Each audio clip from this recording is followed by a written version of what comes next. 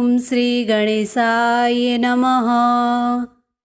श्रीनारद उवाच प्रणीयं शिरसा देवं गौरीपुत्रं विनायकं भक्तावासं स्मरे नित्यम् आयुः कामार्थसिद्धये।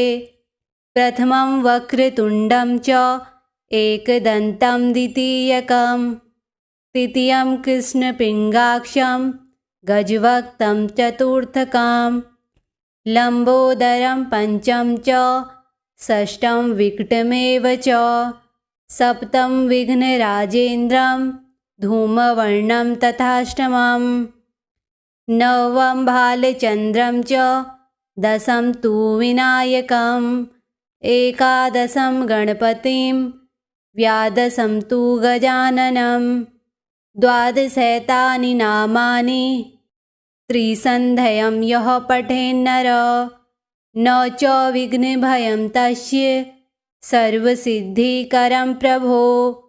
विद्यार्थी लभते विद्या धनार्थी लभते धनं पुत्रार्थी लभते पुत्रा न मोक्षार्थी लभते गतिं। जपेत गणपतिस्तोत्रं षड्भिर्मासे फलं लभेत् संवत्सरेण सिद्धिं च लभते नात्र संशयः। अष्टभयो ब्राह्मणे भयश्च लिखित्वा यः समर्पयेत् तस्य विद्या भवेत् सर्वा गणेशस्य प्रसादतः। प्रणीयं शिरसा देवं गौरीपुत्रं विनायकं भक्तावासं स्मरे नित्यम् आयुः कामार्थसिद्धये।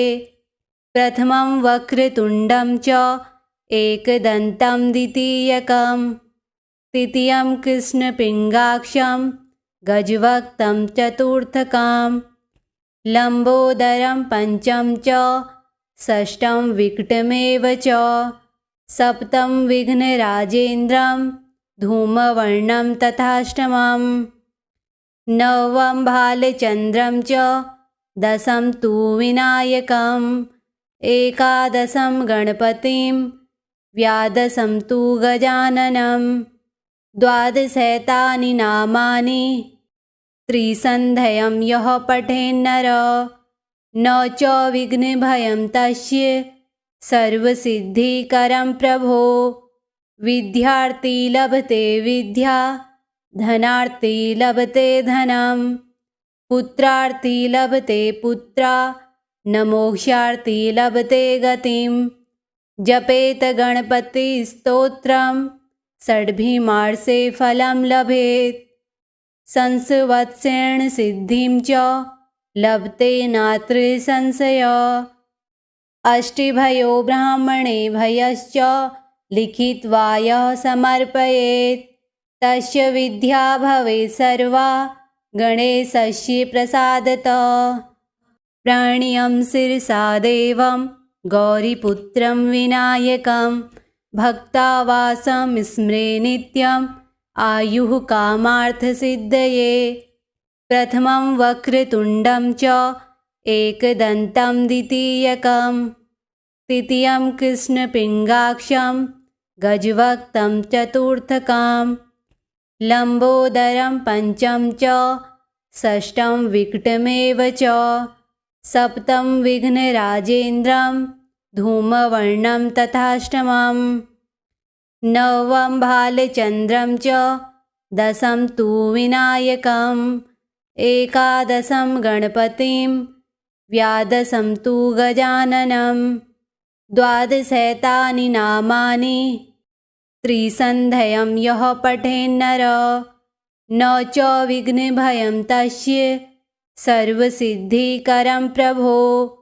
विद्यार्थी लभते विद्या धनार्थी लभते धनं पुत्रार्थी लभते पुत्रा न मोक्षार्थी लभते गतिं। जपेत गणपतिस्तोत्रं षड्भिर्मासे फलं लभेत् संवत्सरेण सिद्धिं च लभते नात्र संशयः। अष्टभयो ब्राह्मणे भयश्च लिखित्वा यः समर्पयेत् तस्य विद्या भवेत् सर्वा गणेशस्य प्रसादतः।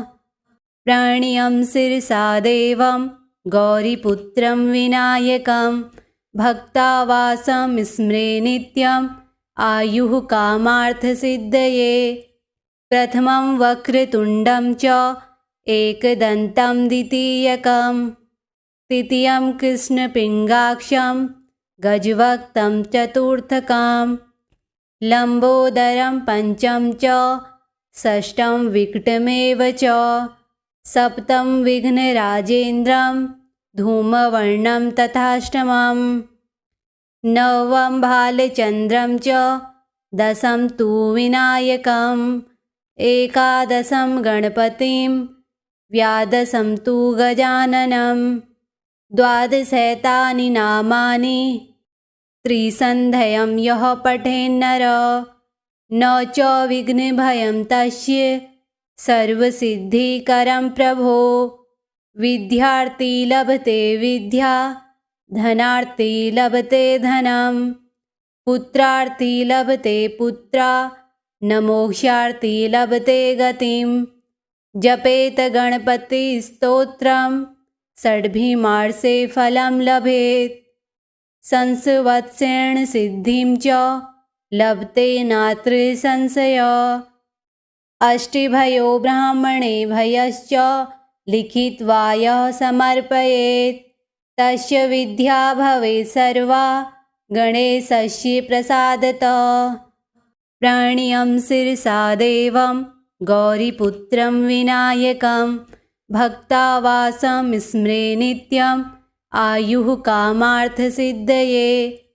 प्रथमं वक्रतुण्डं च एकदन्तं द्वितीयकं तृतीयं कृष्णपिङ्गाक्षं गजवक्त्रं चतुर्थकं लम्बोदरं पंचम च षष्ठं विकटमेव च सप्तम विघ्नराजेन्द्रं धूमवर्णं तथाष्टमं नवम भालचन्द्रं च दशम तु विनायकम् एकादशं गणपतिं द्वादशं तु गजाननं द्वादशैतानि नामानि त्रिसन्ध्यं यः पठेन्नर न च विघ्नभयं तस्य सर्वसिद्धिकरं प्रभो। विद्यार्थी लभते विद्या धनार्थी लभते धनं पुत्रार्थी लभते पुत्रा न मोक्षार्थी लभते गतिं। जपेत गणपतिस्तोत्रं षड्भिर्मासे फलं लभेत् संवत्सरेण सिद्धिं च लभते नात्र संशयः। अष्टभयो ब्राह्मणे भयश्च लिखित्वा यः समर्पयेत् तस्य विद्या भवेत् सर्वा गणेशस्य प्रसादतः। प्रणीयं शिरसा देवं गौरीपुत्रं विनायकं भक्तावासं स्मरे नित्यम् आयुः कामार्थसिद्धये।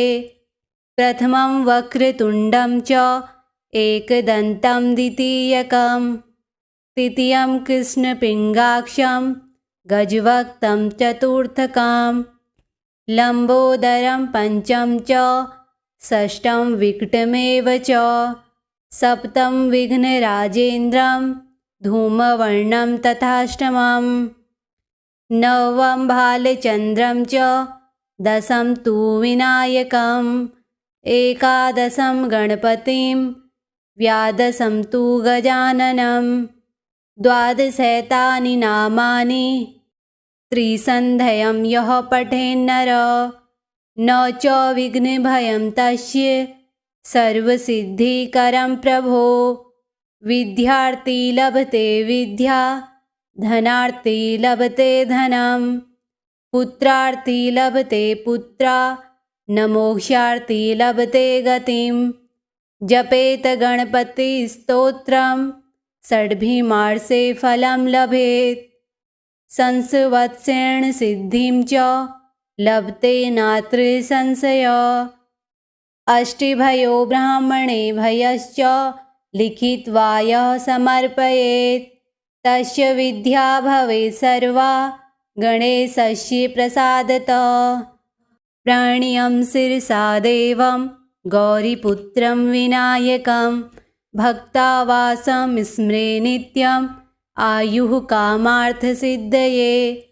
प्रथमं वक्रतुण्डं च एकदन्तं द्वितीयकं तृतीयं कृष्णपिङ्गाक्षं गजवक्त्रं चतुर्थकं लम्बोदरं पंचम च षष्ठं विकटमेव च सप्तम विघ्नराजेन्द्रं धूमवर्णं तथाष्टमं नवम भालचन्द्रं च दशम तु विनायकम् एकादशं गणपतिं द्वादशं तु गजाननं द्वादशैतानि नामानि त्रिसन्ध्यं यः पठेन्नर न च विघ्नभयं तस्य सर्वसिद्धिकरं प्रभो।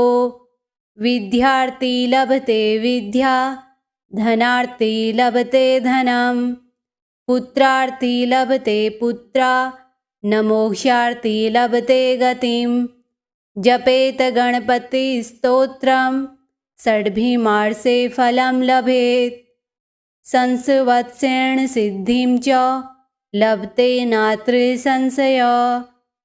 अष्टभयो ब्राह्मणे भयश्च लिखित्वा यः समर्पयेत् तस्य विद्या भवेत् सर्वा गणेशस्य प्रसादतः। प्रणीयं शिरसा देवं गौरीपुत्रं विनायकं भक्तावासं स्मरे नित्यम् आयुः कामार्थसिद्धये। प्रथमं वक्रतुण्डं च एकदन्तं द्वितीयकं तृतीयं कृष्णपिङ्गाक्षं गजवक्त्रं चतुर्थकं लम्बोदरं पंचम च षष्ठं विकटमेव च सप्तम विघ्नराजेन्द्रं धूमवर्णं तथाष्टमं नवम भालचन्द्रं च दशम तु विनायकम् एकादशं गणपतिं द्वादशं तु गजाननं द्वादशैतानि नामानि त्रिसन्ध्यं यः पठेन्नर न च विघ्नभयं तस्य सर्वसिद्धिकरं प्रभो। विद्यार्थी लभते विद्या धनार्थी लभते धनं पुत्रार्थी लभते पुत्रा न मोक्षार्थी लभते गतिं। जपेत गणपतिस्तोत्रं षड्भिर्मासे फलं लभेत् संवत्सरेण सिद्धिं च लभते नात्र संशयः। अष्टभयो ब्राह्मणे भयश्च लिखित्वा यः समर्पयेत् तस्य विद्या भवेत् सर्वा गणेशस्य प्रसादतः। प्रणीयं शिरसा देवं गौरीपुत्रं विनायकं भक्तावासं स्मरे नित्यम् आयुः कामार्थसिद्धये। प्रथमं वक्रतुण्डं च एकदन्तं द्वितीयकं तृतीयं कृष्णपिङ्गाक्षं गजवक्त्रं चतुर्थकं लम्बोदरं पंचम च षष्ठं विकटमेव च सप्तम विघ्नराजेन्द्रं धूमवर्णं तथाष्टमं नवम भालचन्द्रं च दशम तु विनायकम् एकादशं गणपतिं द्वादशं तु गजाननं द्वादशैतानि नामानि त्रिसन्ध्यं यः पठेन्नर न च विघ्नभयं तस्य सर्वसिद्धिकरं प्रभो। विद्यार्थी लभते विद्या धनार्थी लभते धनं पुत्रार्थी लभते पुत्रा न मोक्षार्थी लभते गतिं। जपेत गणपतिस्तोत्रं षड्भिर्मासे फलं लभेत् संवत्सरेण सिद्धिं च लभते नात्र संशयः। अष्टभयो ब्राह्मणे भयश्च लिखित्वा यः समर्पयेत् तस्य विद्या भवेत् सर्वा गणेशस्य प्रसादतः। प्रणीयं शिरसा देवं गौरीपुत्रं विनायकं भक्तावासं स्मरे नित्यम् आयुः कामार्थसिद्धये। प्रथमं वक्रतुण्डं च एकदन्तं द्वितीयकं तृतीयं कृष्णपिङ्गाक्षं गजवक्त्रं चतुर्थकं लम्बोदरं पंचम च षष्ठं विकटमेव च सप्तम विघ्नराजेन्द्रं धूमवर्णं तथाष्टमं नवम भालचन्द्रं च दशम तु विनायकम् एकादशं गणपतिं द्वादशं तु गजाननं द्वादशैतानि नामानि त्रिसन्ध्यं यः पठेन्नर न च विघ्नभयं तस्य सर्वसिद्धिकरं प्रभो। विद्यार्थी लभते विद्या धनार्थी लभते धनं पुत्रार्थी लभते पुत्रा न मोक्षार्थी लभते गतिं।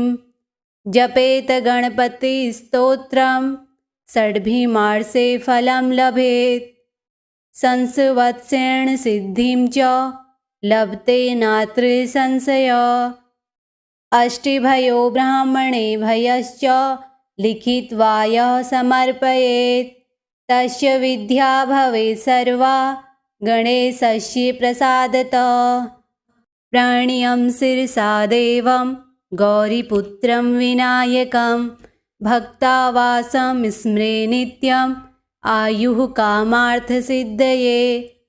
प्रथमं वक्रतुण्डं च एकदन्तं द्वितीयकं तृतीयं कृष्णपिङ्गाक्षं गजवक्त्रं चतुर्थकं लम्बोदरं पंचम च षष्ठं विकटमेव च सप्तम विघ्नराजेन्द्रं धूमवर्णं तथाष्टमं नवम भालचन्द्रं च दशम तु विनायकम् एकादशं गणपतिं द्वादशं तु गजाननं द्वादशैतानि नामानि त्रिसन्ध्यं यः पठेन्नर न च विघ्नभयं तस्य सर्वसिद्धिकरं प्रभो।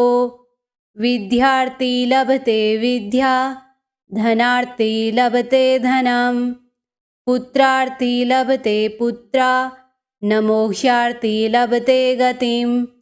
जपेत गणपतिस्तोत्रं षड्भिर्मासे फलं लभेत् संवत्सरेण सिद्धिं च लभते नात्र संशयः।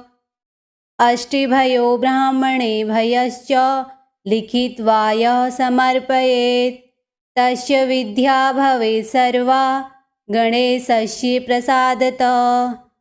प्रणीयं शिरसा देवं गौरीपुत्रं विनायकं भक्तावासं स्मरे नित्यम् आयुः कामार्थसिद्धये।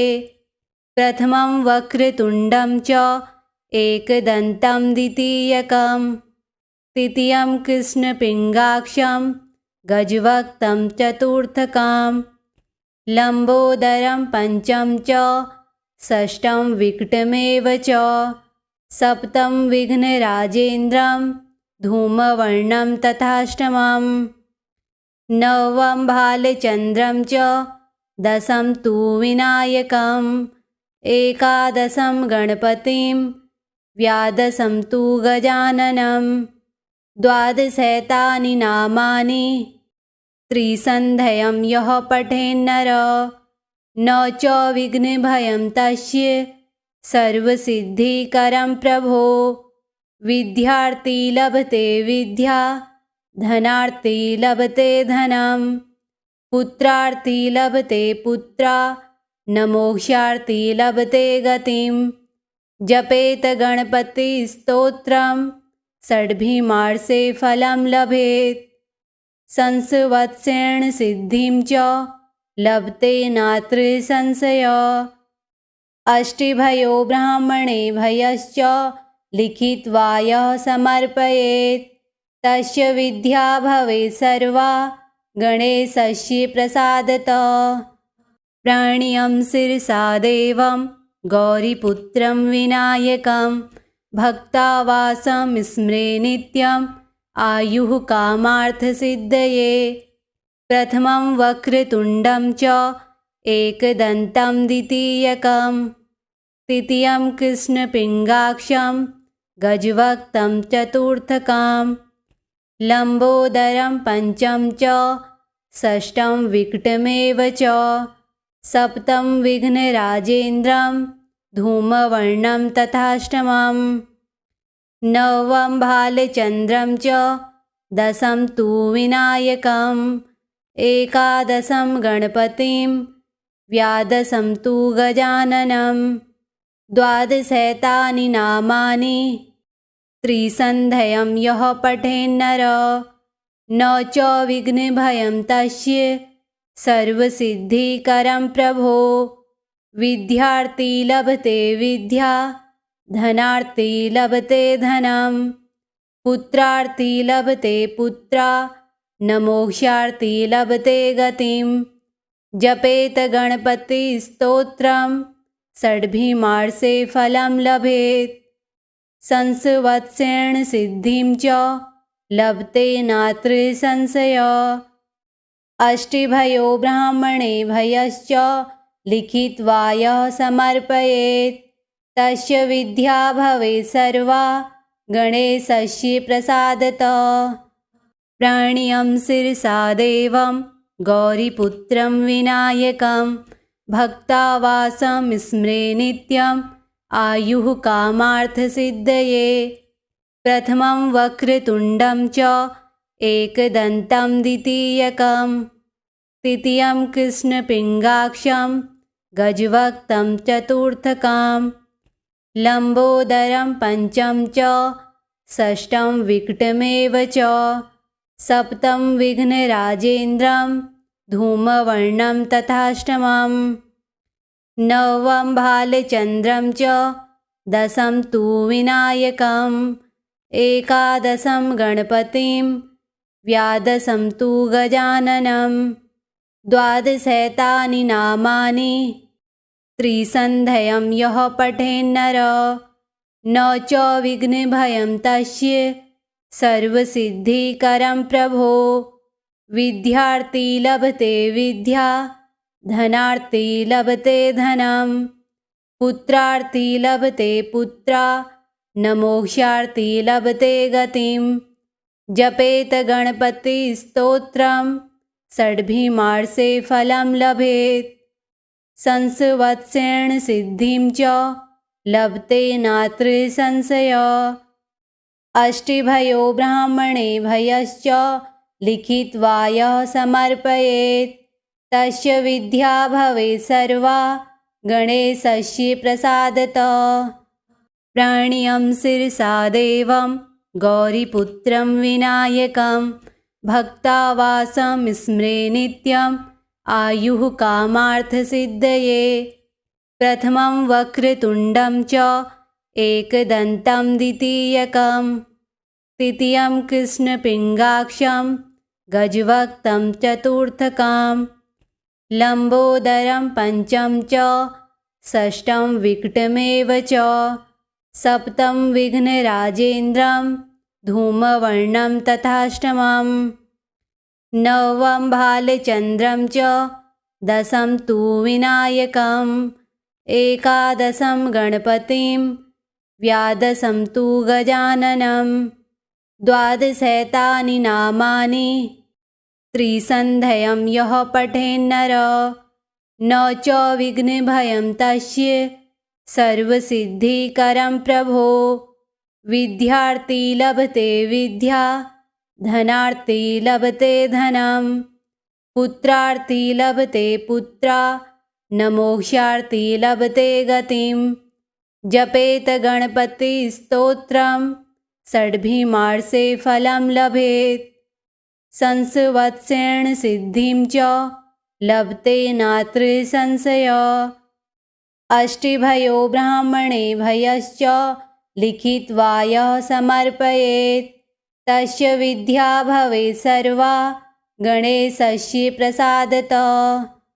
प्रणीयं शिरसा देवं गौरीपुत्रं विनायकं भक्तावासं स्मरे नित्यम् आयुः कामार्थसिद्धये।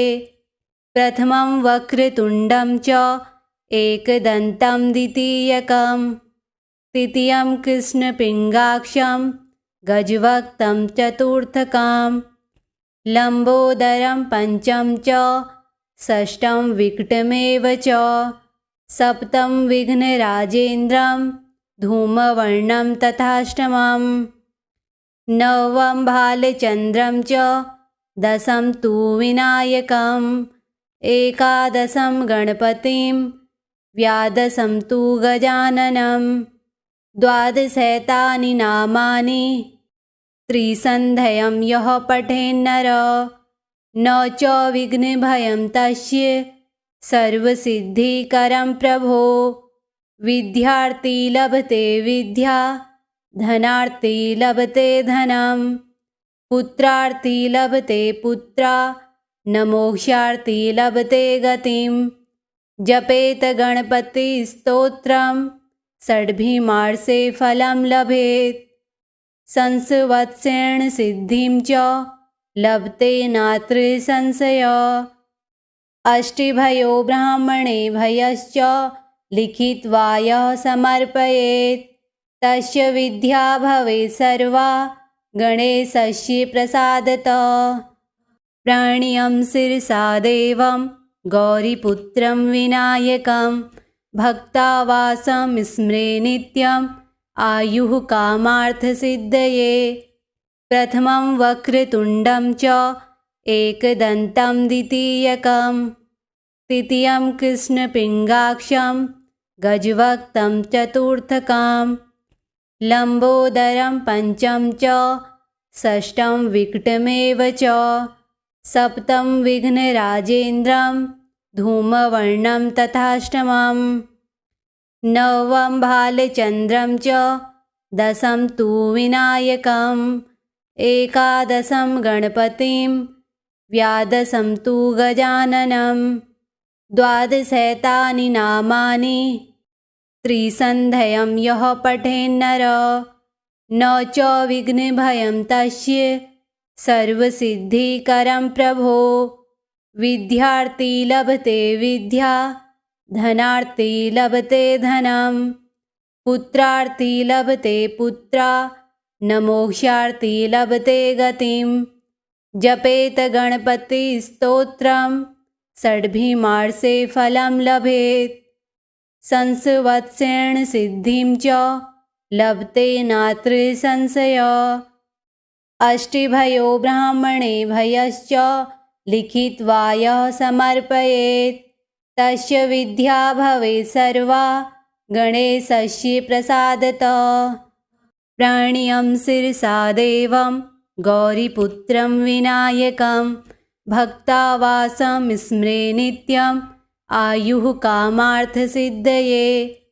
प्रथमं वक्रतुण्डं च एकदन्तं द्वितीयकं तृतीयं कृष्णपिङ्गाक्षं गजवक्त्रं चतुर्थकं लम्बोदरं पंचम च षष्ठं विकटमेव च सप्तम विघ्नराजेन्द्रं धूमवर्णं तथाष्टमं नवम भालचन्द्रं च दशम तु विनायकम् एकादशं गणपतिं द्वादशं तु गजाननं द्वादशैतानि नामानि त्रिसन्ध्यं यः पठेन्नर न च विघ्नभयं तस्य सर्वसिद्धिकरं प्रभो।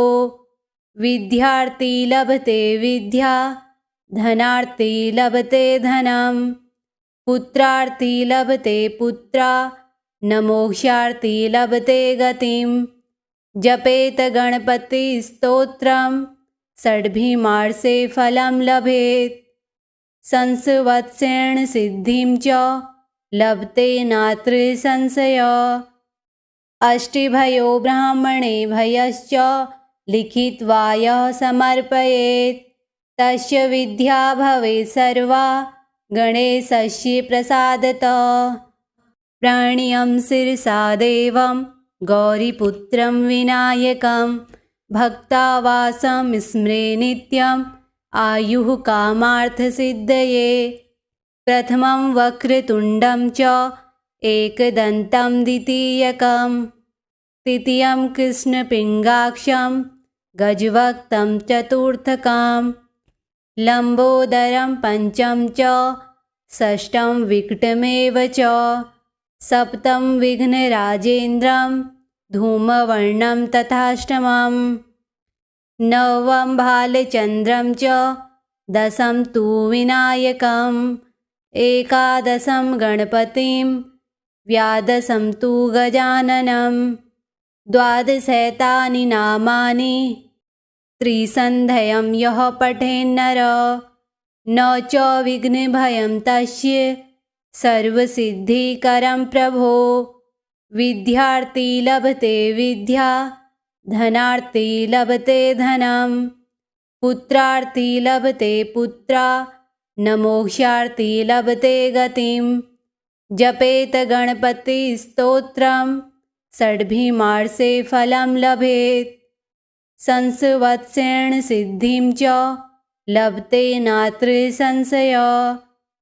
अष्टभयो ब्राह्मणेभ्यश्च लिखित्वा यः समर्पयेत् तस्य विद्या भवेत् सर्वा गणेशस्य प्रसादतः।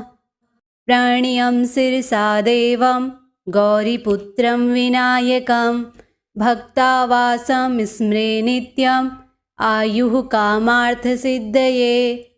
प्रथमं वक्रतुण्डं च एकदन्तं द्वितीयकं तृतीयं कृष्णपिङ्गाक्षं गजवक्त्रं चतुर्थकं लम्बोदरं पंचम च षष्ठं विकटमेव च सप्तम विघ्नराजेन्द्रं धूमवर्णं तथाष्टमं नवम भालचन्द्रं च दशम तु विनायकम् एकादशं गणपतिं द्वादशं तु गजाननं द्वादशैतानि नामानि त्रिसन्ध्यं यः पठेन्नर न च विघ्नभयं तस्य सर्वसिद्धिकरं प्रभो। विद्यार्थी लभते विद्या धनार्थी लभते धनं पुत्रार्थी लभते पुत्रा न मोक्षार्थी लभते गतिं। जपेत गणपतिस्तोत्रं षड्भिर्मासे फलं लभेत् संवत्सरेण सिद्धिं च लभते नात्र संशयः। अष्टभयो ब्राह्मणेभ्यश्च लिखित्वा यः समर्पयेत् तस्य विद्या भवेत् सर्वा गणेशस्य प्रसादतः। इति श्रीनारदपुराणे सङ्कटनाशनं नाम श्रीगणपतिस्तोत्रं सम्पूर्णम्।